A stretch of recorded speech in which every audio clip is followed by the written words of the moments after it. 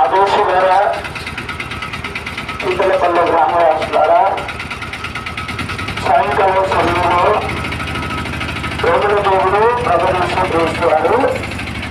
ఈ విధంగా సెలవిస్తున్నారు.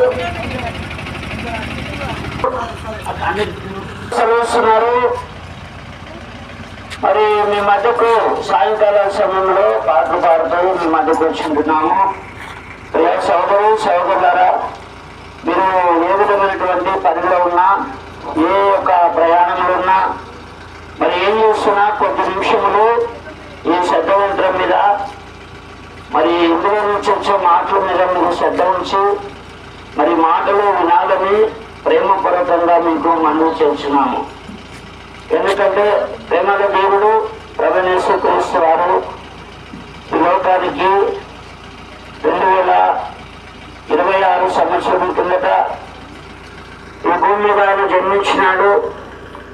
3.5 సంవత్సరము ఎంతగానో స్వార్థ ప్రకటించి అనేకులను తనకు వచ్చినటువంటి వారిని, కుంటివారిని, గుడ్డివారిని, మూడువారిని, అనేకమైనటువంటి వ్యాధి రోగాలతో ఉన్నటువంటి వారిని, ధైర్యం పట్టిన వారిని అనేకులు ఆయన స్వస్థపరుస్తూ వచ్చినాడు. కాబట్టి ఆయన తెలియజేసినటువంటి మాటలు ఏంటంటే, మరి నా యుద్ధకు రండి, నేను మీకు విశ్రాంతి కలుగ చేస్తానని తెలియజేస్తూ వచ్చినాడు.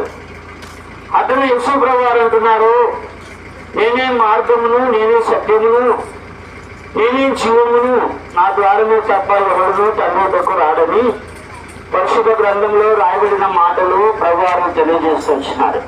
నేనే మార్గము, నేనే సత్యము, నేనే జీవము అనగా, ప్రియ సహోదరి సహోదరులారా, యేసు ప్రభువును గురించి మనం విన్నప్పుడు మన హృదయాల్లో ఎన్నో రకరకాల తలంపులు కలగొచ్చు. ఎందుకంటే ఈయన ఒక దేశానికో, లేకుంటే ఒక కులానికో, లేక ఒక మతానికో ఈయన మరి దేవుడు కానీ అందరూ కాదు కదా అని మనలో కలగొచ్చు.